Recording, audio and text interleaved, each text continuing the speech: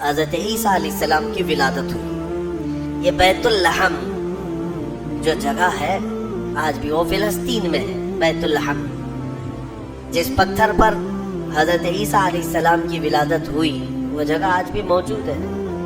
پھر وہاں سے حضرت بی بی مریم نے اپنے بچے کو اٹھایا، کوئی نہیں تھا وہاں پر، ان کے حمل سے لے کر ولادت تک کوئی بھی قریب نہیں آیا، اور نہ زندگی میں کبھی ان کو کسی نے چھوا۔ آپ نے گود میں اٹھایا، اب کیا کریں گی، بچہ آ گیا ہے۔ رب تعالیٰ نے فرمایا فَإِمَّا تَرَئِنَّ مِنَ الْبَشَرِ أَحَدًا فَقُولِي إِنِّي نَذَرْتُ لِلرَّحْمَنِ صَوْمًا فَلَنْ أُكَلِّمَ الْيَوْمَ إِنسِيًّا۔ مریم اب اپنی بستی کی طرف جاؤ گی، اگر کوئی انسان تمہیں نظر آئے، لوگ اگر نظر آئیں تو بات مت کرنا کسی سے، ان سے کہنا آج میں نے چپ رہنے کا روزہ رکھا ہے۔ ہاں، اس شریعت میں ہوا کرتا تھا چپ کا روزہ، خاموشی کا روزہ، کہ دن بھر خاموش رہنے کا بھی روزہ ہوا کرتا تھا۔ اب یہ بھی کیسے بتائیں گی، وہ اشارے سے۔ اس زمانے میں ہوتا تھا جب کوئی خاموشی کا روزہ رکھتا تو وہ اشاروں سے بات کرتا، سامنے والا سمجھ جاتا آج اس کا خاموشی کا روزہ ہے۔ کاش یہ روزہ اور بھی ہمارے ساتھ ہوا کرتا، لیکن اس شریعت میں ہمارے ہاں چپ کا روزہ نہیں ہے، خاموشی کا روزہ نہیں ہے۔ میں تو یہ سوچتا ہوں کم سے کم عورتوں کے لیے تو ہو جاتا۔ خاموشی کا روزہ بڑا ثواب ہے، وہ بہت بڑی غلطیوں سے، گناہوں سے بچ جاتی۔ آپ کو اندازہ نہیں ہے، میرے آقا صلی اللہ علیہ وسلم نے زبان کو یوں 2 انگلیوں سے پکڑ کر کے فرمایا تھا، پکڑ کر کے، تمہارے 2 جبڑوں کے بیچ میں گوشت کا ایک ٹکڑا ہے۔ حضور نے فرمایا کہ یہ انسان کو جنت میں بھی لے جاتا ہے اور دوزخ میں بھی لے جاتا ہے۔ ہاں، اور پھر ایک حدیث پاک ہے، حضور فرماتے ہیں 2 جبڑوں کے بیچ میں ایک گوشت کا ٹکڑا، زبان، 2 رانوں کے بیچ میں ایک گوشت کا ٹکڑا، شرمگاہ، جس نے ان 2 چیزوں کی حفاظت کی ذمہ داری لے لی، میرے آقا فرماتے میں اسے جنت میں لے جانے کی ضمانت دیتا ہوں، جنت میں لے جانے کی ضمانت دیتا ہوں، یہ 2 چیزوں کی اگر کوئی حفاظت کر لیا۔ خیر، حضرت بی بی مریم اپنے بچے کو لے کر کے آئی، لوگ دیکھنے لگ گئے کہ مریم ہے اور اس کے گود میں بچہ ہے، تو ظاہر سی بات ہے قوم کا جو رویہ ہوتا ہے، سیدھے پکار کر کہنے لگے یا اخت ہارون ما کان ابوک امرأ سوء وما کانت امک بغیہ، اے مریم یہ کیا کر لیا تو نے۔ اخت ہارون جو ہے اس وقت سب سے پاک عورت کو کہا جاتا تھا، اخت ہارون لقب کے طور پر حضرت بی بی مریم کو انہوں نے پکارا، نہ تمہارے باپ برے تھے نہ تمہاری ماں بری تھی، یہ تو نے کیسے کر لیا، یہ بچہ تیرے گود میں کیسے آیا۔ فاشارت الیہ، انہوں نے اشارہ کیا اپنے بچے کی طرف، کیونکہ اللہ تعالیٰ کا حکم تھا اگر کوئی بات کرے تو بات مت کرنا، اپنے بچے کی طرف اشارہ کرو۔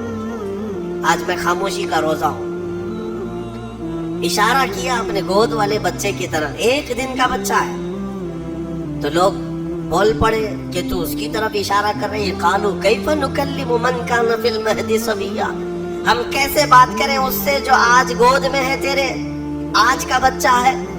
قرآن میں ہے جب وہ لوگ بحث کر رہے تھے، قال انی عبد اللہ آتانی الکتاب وجعلنی نبیا، ابھی وہ بحث کر رہے تھے، عیسیٰ علیہ السلام گود سے ہی بول پڑے۔ کیا بولے؟ بولنے لگے اے لوگوں میں اللہ کا بندہ ہوں، انی عبداللہ، اللہ نے مجھے کتاب عطا کیا ہے، وجعلنی نبیا، اور نبی بنا کر بھیجا ہے، وجعلنی مبارکن اینما کنت، اور جہاں میں رہوں گا برکت کا ذریعہ بنوں گا، اور اللہ تعالیٰ نے مجھے نماز کا اور زکوٰۃ کا حکم دیا ہے، اور میری والدہ کے ساتھ اچھائی کا سلوک کرنے، حسن سلوک کرنے کا حکم دیا ہے۔ اور پھر آخر میں عیسیٰ علیہ السلام اس جملے پر اپنی بات ختم کرتے ہیں، کون سا جملہ؟ والسلام علی یوم ولدت و یوم اموت و یوم ابعث حیا، سلامتی ہو اس دن پر جس دن میں پیدا ہوا اور جس دن میرا انتقال ہوگا اور جس دن مجھے اٹھایا جائے گا۔ اتنا بات کیا حضرت عیسیٰ علیہ السلام اور پھر خاموش ہو گئے۔ یہ معجزہ نہیں تو اور کیا ہے، گود کا آج کا بچہ اتنا وسیع انداز میں بول پڑا، تبھی جا کر کے قوم کی زبان چپ ہو گئی کہ یہ جو آیا ہے مریم کی گود میں یہ کوئی معمولی چیز نہیں ہے۔ ظاہر سی بات ہے جب رب تبارک و تعالیٰ کسی چیز کو بھیجتا ہے تو نشانیوں کے ساتھ بھیجتا ہے۔ اب جتنے تھے وہ مان تو گئے کہ بی بی مریم کو کسی نے چھوا نہیں، یہ سچی ہے، اور جب گود کا بچہ بول رہا ہے تو یہ اور سچی بات ہے کہ محیر العقول چیز ہے، آج تک ہم نے کبھی دیکھا نہیں۔ عیسیٰ علیہ السلام بولے۔ پھر اس کے بعد عیسیٰ علیہ السلام کو حضرت بی بی مریم اپنے گھر تو لے گئی۔ یہاں پر رک کر کے میں ایک بات عرض کرنا چاہوں گا۔ حضرت عیسیٰ علیہ السلام نے جو جملہ کہا وہ یہ ہے کہ جس دن میں پیدا ہوا اس دن سلامتی ہو، یعنی نبی جس دن پیدا ہوتے ہیں وہ سلامتی والا دن ہوتا ہے۔ عیسیٰ علیہ السلام کی پیدائش کا دن سلامتی والا ہے تو 12 ربیع الاول کیوں نہیں سلامتی والا ہے؟ اور نبی خود اپنی ولادت کے دن سلام بھیج رہے ہیں، اور ہم سید الانبیاء کی ولادت پر امتی سلام بھیجیں تو کیا حرج؟ یہ قرآن کا حکم ہے۔ نبی خود اپنی ولادت کے دن سلام بھیج رہے ہیں اور امتی اپنے نبی کے پیدائش کے دن پر سلام بھیجے تو یقیناً یہ باعث برکت ہے اور قرآن کے مطابق ہے۔ خیر، یہ حضرت عیسیٰ علیہ السلام کی ولادت کا واقعہ۔ عیسیٰ علیہ السلام اپنی ماں کے ہاں رہے ایک زمانے تک، پھر جب جوان ہوئے۔ اچھا ایک بات اور بھی بتاؤں، بہت کم عمر میں جن کو نبوت دی گئی، یعنی دنیا میں ظاہری طور پر وہ 3 نبی ہیں۔ ایک حضرت عیسیٰ علیہ السلام جن کو گود میں ہی پیدائش میں دے دی گئی، دوسرے یحییٰ علیہ السلام جو حضرت بی بی مریم کے ہاں ان کے باپ حضرت زکریا علیہ السلام نے دعا کی تھی تو اللہ ان کو دیا تھا۔ یحییٰ علیہ السلام بھی پیدا ہوتے ہی نبی ہو گئے تھے، نبوت کے ساتھ دنیا میں آئے۔ تیسرے حضرت یوسف علیہ السلام جب ان کے بھائیوں نے انہیں کنویں میں ڈالا تھا تب ان کو، یہ چھوٹی عمر میں جن کو نبوت دی گئی وہ 3 انبیاء اکرام ہیں۔ یہ تو دنیا کی زندگی کے اعتبار سے ہے، لیکن اگر کوئی یہ کہتا ہے کہ ہمارے آقا محمد صلی اللہ علیہ وسلم کو 40 سال کی عمر میں نبوت دی گئی تو یہ جملہ غلط ہے۔ میرے عزیزوں، حضور کو نبوت دی گئی نہیں، نبی ہونے کا اعلان کرنے کا حکم دیا گیا۔ نبوت کب دی گئی وہ خود رسول سے پوچھو۔ میرے آقا فرماتے ہیں کنت نبیا وآدم بین الماء والطین، میں تو اس وقت بھی نبی تھا جب آدم علیہ السلام کو ابھی مٹی اور پانی میں گوندا جا رہا تھا۔ آدم علیہ السلام کا ابھی پتلا بھی نہیں تیار ہوا تھا، حضور فرماتے میں اس وقت بھی نبی تھا۔ تو نبی تو میرے آقا صلی اللہ علیہ وسلم پہلے سے تھے۔ بہرحال عیسیٰ علیہ السلام اللہ تعالیٰ کی ایک نشانی ہے، ان کی ذات ہی اللہ کی ایک نشانی ہے، کیونکہ عقل میں یہ آ جانا کہ بغیر باپ کے دنیا میں آئے جبکہ ان کی ماں کو کسی مرد نے چھوا نہیں۔ اسباب تو یہ بتاتے ہیں دنیا میں کہ ایک عورت اور ایک مرد کے اختلاط سے ہی بچہ پیدا ہوتا ہے۔ دنیا میں بچے کی ولادت ایک مرد اور ایک عورت کے ملنے سے ہی ہوتی ہے، لیکن یہاں عیسیٰ علیہ السلام کی ولادت میں کوئی مرد کا اختلاط نہیں، تو عام انسانوں کے دماغ میں یہ بات نہیں آتی۔ تو اسباب کی طرف دیکھنے والا انکار کرتا ہے اور خالق اسباب کی طرف جو توجہ کرتا ہے وہ انکار نہیں کرتا، کیونکہ اسباب تو یہ بتاتے ہیں کہ ایک روٹی کھانے کے لیے کئی منزلوں سے سفر کرنا پڑتا ہے، لیکن میرا رحمان چاہے تو سیدھے آسمان سے دسترخوان بھی اتار سکتا ہے۔ ہاں، یہ اس سے بھی زیادہ تعجب کی بات میں آپ کو بتاؤں، اس سے بھی زیادہ تعجب کی بات، صالح علیہ السلام اللہ کے نبی ہیں، ان کی قوم بڑی سرکش تھی، نافرمان تھی، اور پتھروں کی پوجا کرتے تھے اور پتھروں کے گھر بناتے تھے تراش تراش کر کے۔ حضرت صالح علیہ السلام نے ان کو اللہ کی طرف بلایا تو وہ نشانی مانگنے لگے، کوئی نشانی بتاؤ کہ تم اللہ کے رسول ہو۔ تو اس زمانے میں پتھروں کے لیے ان کا بڑا مسئلہ تھا کہ پتھروں کی عبادت بھی ہے، پتھروں کے گھر بھی بناتے تھے۔ حضرت صالح علیہ السلام نے اپنی قوم کو ایک جگہ جمع کیا اور ایک پتھر کو، پہاڑ کا ایک پتھر ہے، اس پتھر کو حکم دیا تو اللہ تعالیٰ نے اس پتھر کے اندر سے ایک اونٹنی پیدا فرمائی، ناقۃ اللہ، اس کو اللہ کی اونٹنی۔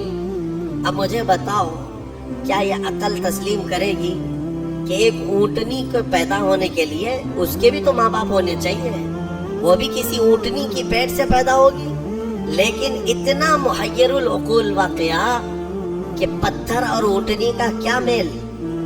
ہاں یہ بھی بات سمجھ میں آ سکتی ہے کہ ہاتھی کے ہتھنی کے پیٹ سے کوئی اونٹنی پیدا ہو گئی, یا کسی جانور کے پیٹ سے کوئی دوسرا جانور پیدا ہو گیا, کچھ قریب تو سمجھ میں آتا ہے. لیکن پتھر کے اندر سے اونٹنی پیدا ہونا یہ سمجھ میں آتا ہے. اللہ تبارک و تعالیٰ جب اپنی نشانیاں دکھانا چاہتا ہے تو اسی طرح کے معجزے اپنے نبیوں کو دیتا ہے اور ظاہر کرتا ہے تاکہ لوگ ان اللہ کے نبیوں کی حقانیت کو تسلیم کریں. اسی لیے ہم کہتے ہیں کہ پتھروں سے پانی کا جاری ہونا سمجھ میں آتا ہے. اگر تم پیاسے ہو, ہم نے کئی پتھر میں سوراخ کر دیا اور پانی بہنے لگ گیا, تو آپ پانی پی لیں گے. ہو سکتا ہے تھوڑا بہت تعجب کریں گے, تھوڑا بہت تعجب کریں گے, ہاں انہوں نے پتھر سے پانی نکال دیا. لیکن دماغ میں تمہاری یہ تو ہے کہ بہت سارے پہاڑوں میں دیکھا ہے ہم نے پتھروں کے بیچ سے پانی بہتا ہے. لیکن محمد الرسول اللہ صلی اللہ علیہ وسلم کے صحابہ جب پیاسے ہوئے تو پتھر سے میرے آقا نے نہیں, انگلیوں کے بیچ سے پانی جاری کر کے دکھایا. سمجھ میں آتی ہے یہ بات؟ پتھر سے نکلنا تو سمجھ میں آتا, انگلیوں سے نکلنا, اور انگلیوں سے میرے عزیزوں پسینہ نہیں کہ 2 بوند 4 بوند نکل گیا ہو پانی اور اس کو جمع کر لیا ہو, بلکہ صحابہ فرماتے ہیں اس وقت مجمع میں 1400 صحابہ تھے اور سارے صحابہ نے پیٹ بھر کر پانی پیا. پنجاب رحمت حضور کی انگلیوں سے جو نکلے اس پانی سے سارے صحابہ 1400 صحابہ نے پانی پیا, اپنے مویشیوں کو جانوروں کو پلایا, اپنے برتنوں میں اور اپنے مٹکوں میں سب بھر بھی لیا. اور صحابی فرماتے ہیں اس وقت اگر ہم 10,000 بھی ہوتے تو وہ پانی کم نہ ہوتا, اس سے زیادہ کی تعداد بھی ہو. یہ جو معجزے ہیں اللہ تبارک و تعالیٰ کے نبیوں کے لیے دیے جاتے ہیں, اور یہ نشانیاں حضرت عیسیٰ علیہ الصلوۃ والتسلیم اللہ رب العزت کی کھلی نشانی تھے. اب آگے میں بتاتا ہوں. ایک تو ان کی پیدائش ہی نشانی ہے, ان کی ولادت ہی ایک نشانی ہے. لیکن جب آپ جوان ہوئے اور لوگوں کو اللہ کی طرف بلائے, ایک خدا کی دعوت, اس کے باوجود لوگ نشانیاں پوچھتے رہے, کیونکہ وہ یہودیوں کی جماعت میں آئے تھے. بنی اسرائیل میں حضرت عیسیٰ علیہ السلام پیدا ہوئے, اس وقت یہودی تھے, اور یہودی نافرمان قوم اکثر نبیوں کو جھٹلایا کرتے, یہاں تک کہ نبیوں کا قتل بھی کرنے میں ان کا بڑا ہاتھ رہا ہے. یہودیوں نے تقریباً 10,000 نبیوں کو قتل کیا ہے. ہاں, ہم اللہ کے نبیوں, قرآن صاف کہتا ہے وَيَقْتُلُونَ النَّبِيِّينَ بِغَيْرِ حَقٍّ وَيَقْتُلُونَ الْأَنْبِيَاءَ بِغَيْرِ حَقٍّ. نا حق یہ نبیوں کو قتل کیا کرتے تھے یہ یہودی, کیونکہ ان کی طبیعت کا اگر مسئلہ نہیں ملتا تو نبی کو مار دیتے. ان کو اپنی طبیعت کا مسئلہ چاہیے ہوتا, شریعت ان کو ویسی چاہیے جیسا وہ چاہے. انبیاء کرام علیہ السلام کوئی کمپرومائز کرنے کے لیے نہیں آتے, وہ حق کے داعی ہوتے, حق کے داعی ہوتے. بہرحال حضرت عیسیٰ علیہ السلام جب جوان ہوئے تو آپ کو پھر سے نشانیاں پوچھی گئیں کہ آپ اللہ کے رسول ہیں, آپ اللہ کے نبی ہیں, کوئی نشانی. اب اللہ تعالیٰ نے آلریڈی ان کی ولادت ایک نشانی ہے, پھر ان کو معجزے عطا کیے. کون کون سے معجزے؟ عیسیٰ علیہ السلام کو 3 معجزے اور دیے گئے. 3 معجزے وہ کیا تھے؟ عیسیٰ علیہ السلام خود اپنی زبان میں فرماتے ہیں, جس کو قرآن میں اللہ تبارک و تعالیٰ نے بیان فرمایا. کیا ہے؟ احیی الموتى باذن اللہ, ابرئ الاکمہ والابرص واحیی الموتى باذن اللہ. اور ایک ہے وانبئکم بما تاکلون وما تدخرون فی بیوتکم. 3 معجزے. توجہ چاہتا ہوں, عیسیٰ علیہ السلام کو 3 معجزے دیے. پہلا معجزہ, کوڑ کی بیماری والے, سفید داغ والے کوئی بھی بیمار آئے, عیسیٰ علیہ السلام اپنا ہاتھ رکھتے تو صحیح ہو جاتا. ابرئ الاکمہ والابرص, کوڑ والا, سفید داغ والا, یہ بیمار اگر حضرت عیسیٰ علیہ السلام کے پاس آتا تو آپ اس کو ہاتھ پھیر دیتے تو اس کی بیماری ختم ہو جاتی. دوسرا معجزہ, وَأُحْيِي الْمَوْتَى بِإِذْنِ اللَّهِ, کہتے ہیں کہ میں مردوں کو اللہ کے حکم سے زندہ کر دیتا ہوں. عیسیٰ علیہ السلام فرما رہے ہیں عیسیٰ علیہ السلام کا معجزہ یہ تھا کہ اگر وہ کسی قبر کو ٹھوکر مارتے تو قبر سے مردہ زندہ کھڑا ہو جاتا، مرنے کے بعد دوبارہ زندہ کرتے عیسیٰ علیہ السلام۔ کبھی کبھار مٹی کے پرندے بناتے، ان میں پھونک مارتے تو وہ اڑنے لگتے تھے۔ ہاں، مٹی کے پرندوں کو پھونک مارتے تو وہ اڑنے لگتے زندہ ہو کر۔ 2 معجزے ہو گئے۔ تیسرا معجزہ اہم ہے، عیسیٰ علیہ السلام فرماتے ہیں وَأُنَبِّئُكُم بِمَا تَأْكُلُونَ وَمَا تَدَّخِرُونَ فِي بُيُوتِكُمْ، تم اپنے گھروں میں بیٹھ کر جو کچھ بھی کھاتے ہو اور جمع کرتے ہو، عیسیٰ علیہ السلام فرماتے میں یہیں بیٹھ کر کے سب بتا دیتا ہوں، ساری چیزوں کی میں خبر دیتا ہوں۔ عیسیٰ علیہ السلام کا معجزہ یہ تھا کہ تم اپنے گھروں میں جو کھاتے ہو جمع کرتے ہو سب کی خبر عیسیٰ علیہ السلام کو ہے۔ یہ ظالم نادان جو میرے نبی کے علم غیب کا انکار کرتے، قرآن پڑھا بھی ہے کہ نہیں پڑھا ہے؟ عیسیٰ علیہ السلام جو بنی اسرائیل کے نبی ہیں، جو بعد میں حضور کی امت میں آئیں گے آسمانوں سے، اور آئیں گے حضور کی امت، حضور پاک صلی اللہ تعالیٰ علیہ وسلم کی امت میں رہیں گے۔ اب اندازہ کرو، انہیں اللہ تعالیٰ نے اتنا علم غیب دیا تو کیا میرے رسول کو غیب کا علم نہیں ہوگا؟ ہمارا تو عقیدہ یہی ہے، ہمارا موقف یہی ہے، میرے آقا مدینے میں ہو کر ہماری مسجد کا بھی ملاحظہ فرما رہے ہیں۔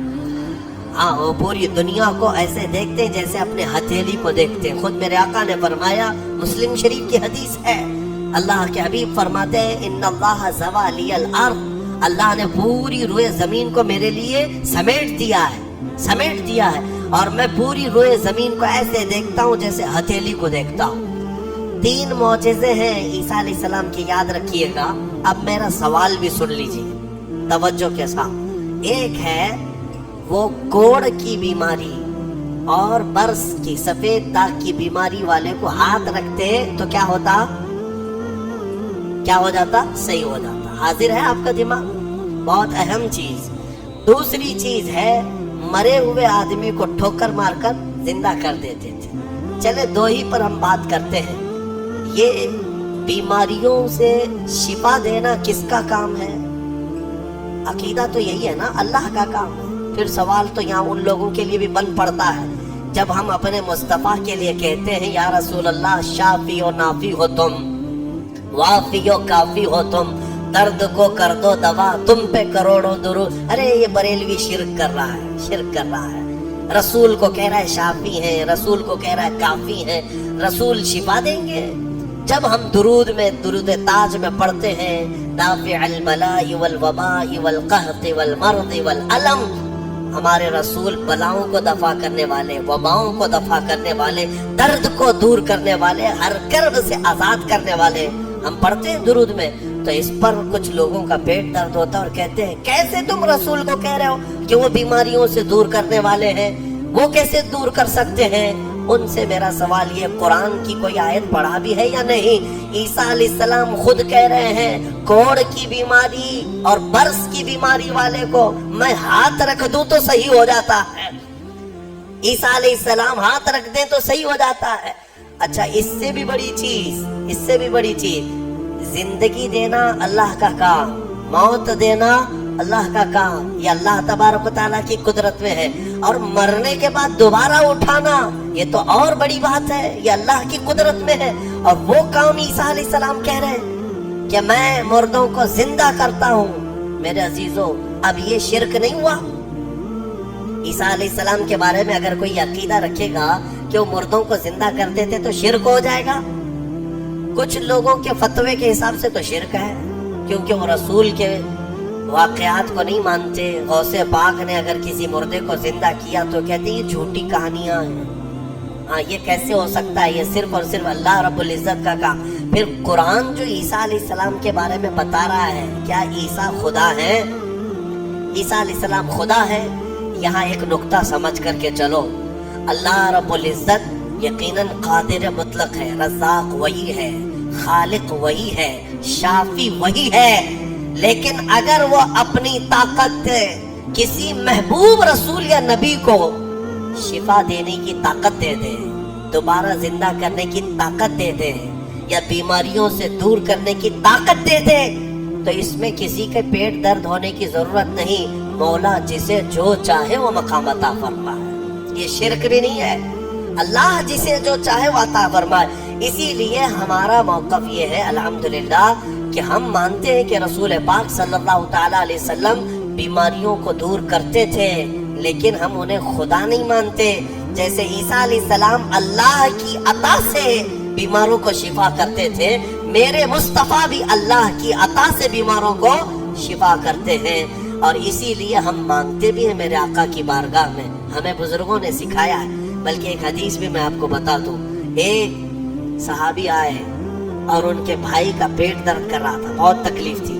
حضور کے پاس آئے, کہا یا رسول اللہ میرے بھائی کا پیٹ بہت درد کر رہا ہے. ڈاکٹر نہیں تھا کیا مدینے میں, کوئی طبیب نہیں تھا, وہ صحابی حضور کے پاس کیوں آئے؟ اس لیے کہ صحابہ کو معلوم تھا کہ یہ شفا خانہ ہے, یہاں سے جو حکم ہوگا اس میں شفا ہے. حضور اکرم صلی اللہ تعالی علیہ وسلم نے فرمایا جاؤ اپنے بھائی کو شہد چٹاؤ, اسقیہ عسلا, اسے شہد چٹاؤ. وہ گئے, شہد چٹایا تو جلاب لگ گئے, یعنی بہت زیادہ لوز موشن شروع ہو گئے. وہ دوسرے دن بھاگے آئے, کہا میں نے تو کل شہد چٹایا لیکن وہ زیادہ اس کا درد بڑھ گیا اور موشن شروع ہو گئے, یعنی جلاب ہو گئے, دست آ رہے ہیں.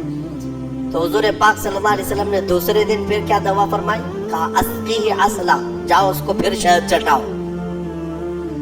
پھر سے شہد چٹاؤ. ایک دوا سے اگر فائدہ نہ ہو تو آپ پھینک دیں گے. اور وہ صحابی دوسرے دن پھر گئے, اپنے بھائی کو کہا آج پھر شہد کھاؤ. پھر انہوں نے شہد کھایا تو آج تو ایسا ہوا کہ ان کا بستر خراب ہو گیا, اٹھنے بیٹھنے کی طاقت نہیں تھی, اتنے زیادہ دست ہونے لگی. شہد جیسی کھا رہے بڑھتا جا رہا ہے. تو کوئی آ کے یہ تو کہہ سکتا تھا کہ ریئیکشن ہو رہا ہے, دوا بدل دیں. تیسرے دن آئے وہ صحابی, کہا یا رسول اللہ اب تو اور حالت بری ہو گئی, بہت زیادہ تکلیف میں ہے. تیسرے دن میرے آقا صلی اللہ علیہ وسلم نے فرمایا جا اپنے بھائی کو شہد چٹا. تیسرے دن بھی اس صحابی نے کہا یا رسول اللہ شہد چٹاؤں؟ کہا ہاں, تیرے بھائی کا پیٹ جھوٹ بول رہا ہے, اللہ کا نبی سچ بول رہا ہے. وہ گئے, تیسرے دن شہد چٹایا. تیسرے دن جب شہد چٹایا تو نہ جلاب ہے نہ درد ہے, بلکہ پہلے سے بہتر صحت ہے, صحت و تندرستی پہلے سے بہتر ہے. وہ آئے, میرے عزیزوں کہنا یہ تھا کہ حضور پاک صلی اللہ تعالی علیہ وسلم نے پھر ارشاد فرمایا کہ تمہارے بھائی کو شہد کی جو تجویز کی گئی تھی وہ اللہ تبارک و تعالیٰ کے حکم سے ہے کہ شہد میں اللہ نے شفا رکھا ہے. اب وہ گڑبڑ کیوں ہو رہی تھی؟ ایک بار چٹانے کے بعد دودھ اور گڑبڑ. شیطان اس طرح سے کرواتا ہے تاکہ تمہارا عقیدہ رسول کی بات پر نہ رہے, اور اگر تم جمے رہ گئے اسی بات پر تو شفا تو اللہ ہی کی طرف سے آئے گی. بسا اوقات ایسا ہوتا ہے کہ کچھ لوگ ہم سے آ کر کے کہتے ہیں کہ حضرت کوئی وظیفہ دے دیجئے. وظیفہ دیے, جو کام تھا وہ بھی چھوٹ گیا. آپ نے جو دیا اس سے ریئیکشن ہو گیا ہے. اکثر لوگوں کو ایسا لگتا ہے ہمارے پاس وظیفہ لیتے ہیں, تعویذ لیتے ہیں, 2 دن کے بعد پھر بولتے ہیں کہ حضرت ابھی تک کچھ ہوا نہیں ہے. تو کیا ہمارے پاس موسیٰ علیہ السلام کی چھڑی ہے کہ ابھی ماریں گے تمہاری دکان کھل جائے گی, بازار میں تمہارا مر لگ جائے گا؟ صبر بھی تو کوئی چیز ہے. آپ جن چیزوں کو تجویز کیا جاتا ہے علماء ربانیین کی طرف سے احادیث کے ذریعے سے, اس پر صبر ہوگا, اللہ تبارک و تعالیٰ تمہیں آزمائے گا, اور اگر تم کھرے اتر گئے تو انشاءاللہ ساری برکتیں تمہیں اللہ عطا فرمائے گا.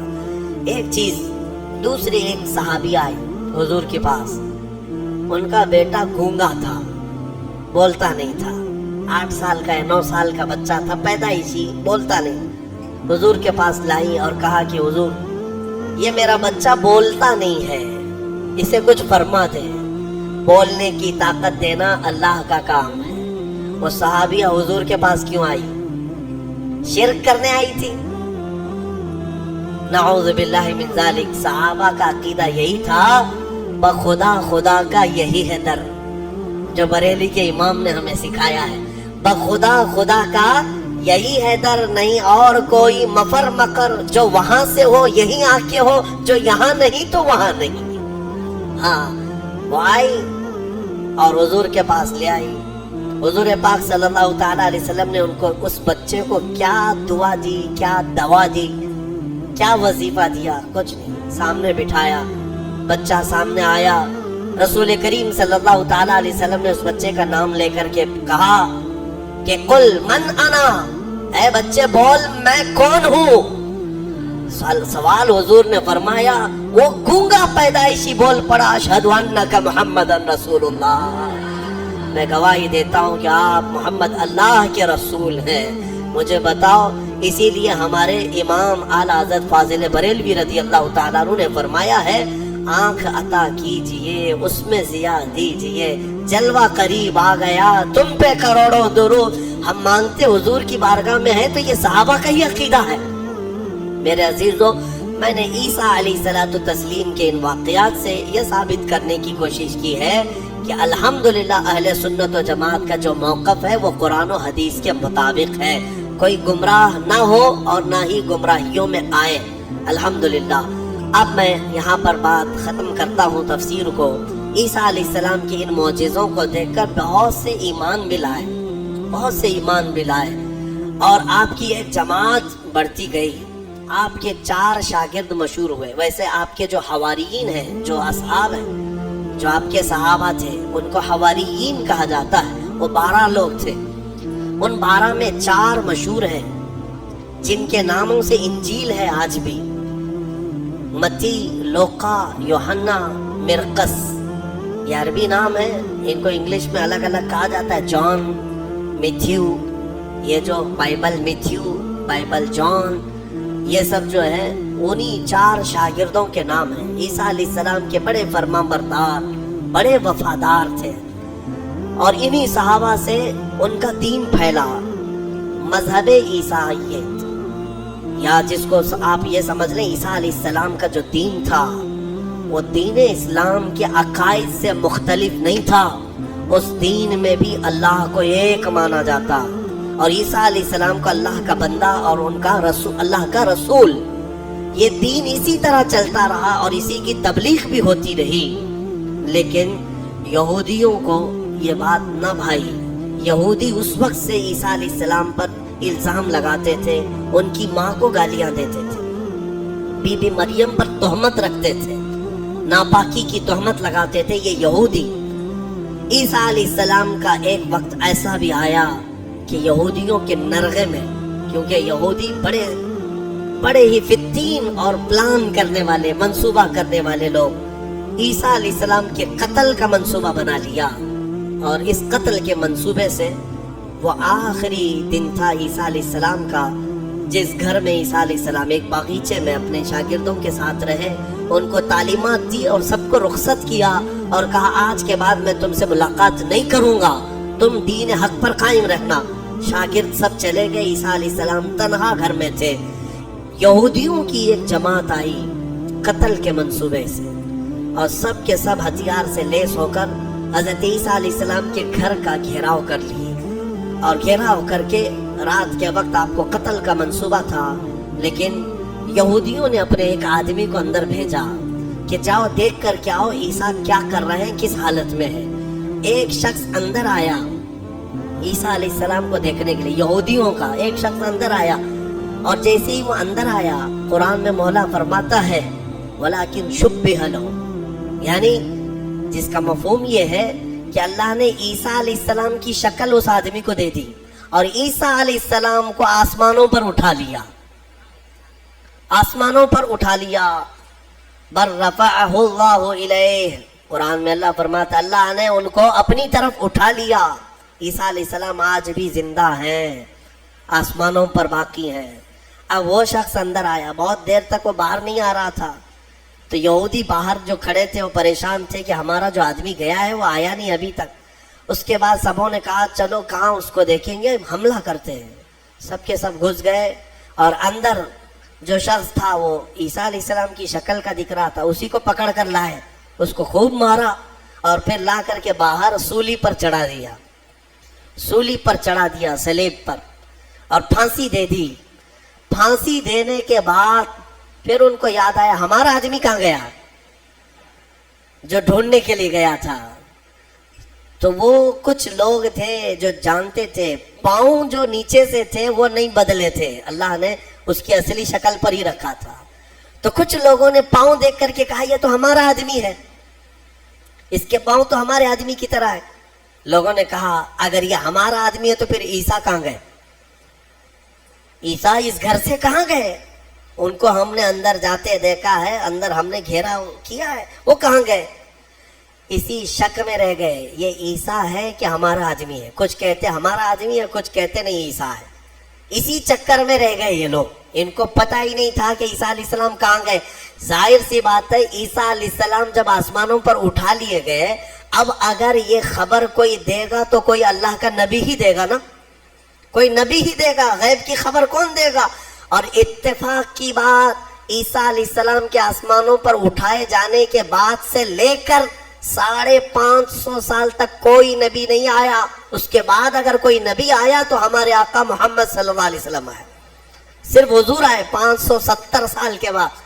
میں آپ کو بتاتا ہوں ان یہودیوں کے چکر کو اور عیسائیوں کے چکر کو بھی, عیسائی بیچارے ان کو خود کو بھی نہیں معلوم تھا کہ ہمارے نبی کہاں ہیں. بعض کا عقیدہ یہ بن گیا کہ ہمارے نبی کو سولی پر چڑھا دیا گیا, اسی لیے آج بھی وہ لوگ سلیب ڈال کر کے گھومتے رہتے. ایک جماعت اس میں یہ بن گئی, ایک جماعت یہ کہنے لگی ہمارے نبی کو یہودیوں نے سلیب پر چڑھا دیا, پھانسی پر چڑھا دیا, اور اس پر پھر عقیدے گڑنے لگ گئے. عقیدے کیا کیا گڑ لیا کہ ہمارے نبی نے جو پھانسی پر چڑھ کر کے قربانی دی ہے, بلیدان دیا ہے, وہ ہم سب کے گناہ معاف کرانے کے لیے قربانی دی ہے. تو اب یہ جتنے چاہے گناہ کرتے رہے, خوب شراب پیئے, خوب ناچے, کیونکہ وہ سولی پر چڑھ کر کے سب معاف کرا دیے. یہ ایک جماعت نے اس میں عقیدہ گڑھ لیا اور عیسائیوں کی ایک جماعت اسی پر چلتی رہی. ایک جماعت پھر بھی حق پر رہی جو عیسیٰ علیہ السلام کے چاروں شاگرد تھے. انہوں نے کہا نہ ہمارے نبی کو سولی پر چڑھایا گیا ہے, نہ ہمارے نبی نے ہمارے لیے قربانیاں دی ہیں, یعنی کہ وہ پھانسی پر چڑھ کر کے سب کے گناہ معاف کرائے, بلکہ ان کا عقیدہ تھا کہ اللہ رب العزت نے عیسیٰ علیہ السلام کو اپنے جلوں میں رکھا ہے. وہ کہاں ہے وہ اللہ بہتر جانے اور عیسیٰ جانے. ایک وقت آئے گا جب عیسیٰ کی حقیقت لوگوں کو معلوم ہوگی. یہ ایک حق جماعت ہمیشہ کہتی رہی اور اسی پر وہ لوگ باقی رہے. پھر اس میں فرقے بھی ہوئے, عیسائیوں میں بہت سارے فرقے ہوئے 70 سے زیادہ فرقے ہوئے, الگ الگ عقیدے. اور یہ فرقے بھی کس نے بنائے؟ یہودیوں نے بنائے. ان کے اندر گھس کر کے الگ الگ ان کے دماغ چینج کیے. پھر ٹرائنیٹی کا عقیدہ آ گیا کچھ عیسائیوں میں کہ عیسیٰ خدا کے بیٹے ہیں, مریم خدا کی بیوی ہے. کچھ لوگوں کا عقیدہ یہ بنا. پھر کچھ لوگوں کا عقیدہ بنا کہ 3 خدا ہیں, ایک خدا اللہ, ایک خدا جبرائیل, ایک خدا عیسیٰ. آج بھی کچھ لوگ ہیں اس میں, پروٹسٹ ہیں, کیتھولک ہیں اور آرتھوڈاکس ہیں. یہ سب جو فرقے بنے سب میں تھوڑا سا فرق ہے عیسیٰ علیہ السلام کو ماننے کے لیے. بعض کہتے ہیں گاڈ ہے, فادر ہے, اور پھر یہ سن ہے اور میری ہے, یہ 3 خدا ہے. ٹرائنیٹی کے عقیدے بنے. اب میں آپ کو بتاتا ہوں یہ میرے آقا صلی اللہ تعالیٰ علیہ وسلم کا احسان ہے پورے یہودیوں پر بھی اور عیسائیوں پر بھی, کیونکہ یہ جھگڑا کرتے رہے 500 سال تک. اتنا قتل کیا ہے عیسائیوں نے یہودیوں کا اور یہودیوں نے عیسائیوں کا. 500 سال اتنے قتل ہو گئے جس کا شمار نہیں کر سکتے. پورا فلسطین خون میں نہا جاتا تھا جنگوں میں. یہ دونوں جماعتیں لڑتی تھیں. وہ الزام لگاتے ان کی ماں پر اور یہ یہودیوں پر الزام لگاتے. اور قرآن بھی کہتا ہے وقالت اليہود لیست النصارى علی شیء وقالت النصارى لیست اليہود علی شیء. دونوں کہتے تھے. عیسائی کہتے تھے یہودی کوئی چیز ہی نہیں ہے, اور یہودی کہتے عیسائی کوئی چیز ہی نہیں ہے. دونوں لڑتے تھے. 570 سال کے بعد میرے آقا صلی اللہ علیہ وسلم جب جلوہ بار ہوئے اور پھر میرے آقا پر قرآن کی آیتیں اتری اور سورہ مریم اتری, تب میرے آقا نے علل اعلان فرمایا کہ اے لوگوں مریم پر تہمت نہ رکھو, وہ اللہ کی سب سے پاک باز بنتی ہے. عیسائیوں کو احسان ماننا چاہیے میرے آقا کا کہ حضرت بی بی مریم کی طہارت پوری دنیا میں اگر عیسیٰ علیہ السلام کے بعد کسی نے بیان کی ہے تو میرے مصطفیٰ نے بیان کیا ہے. ہاں، اور دوسری بات، حضرت عیسیٰ علیہ السلام کہاں گئے، کہاں ہے، عیسائیوں کو بھی نہیں معلوم، یہودیوں کو بھی نہیں معلوم. میرے آقا صلی اللہ علیہ وسلم نے قرآن کی وحی اترنے کے بعد لوگوں کو بتایا کہ یہ سب آپس میں اختلاف کرتے ہیں. حقیقت یہ ہے کہ عیسیٰ علیہ السلام کو نہ پھانسی دی گئی، نہ سولی پر چڑھایا گیا، بلکہ عیسیٰ علیہ السلام کو اللہ نے آسمانوں پر اٹھایا ہے، اور قیامت کے قریب عیسیٰ علیہ السلام پھر دنیا میں نازل ہوں گے. یہ عقیدہ میرے آقا نے دیا. ان عیسائیوں کو تمیز نہیں ہے، انہیں پتہ نہیں ہے اسلام کی دشمنی میں مرے جاتے ہیں، ہاں، اور جال بنتے ہیں. انہیں معلوم ہونا چاہیے کہ اسلام کے آنے کے بعد یہ احسان ہے میرے آقا صلی اللہ علیہ وسلم کا کہ بی بی مریم کی بھی طہارت بیان کی اور عیسیٰ علیہ السلام کی حقیقت بھی بیان کی ہے. اللہ تبارک و تعالیٰ ان گمراہ عقیدوں سے ہماری حفاظت فرمائے. وآخر دعوانا ان الحمد للہ رب العالمین.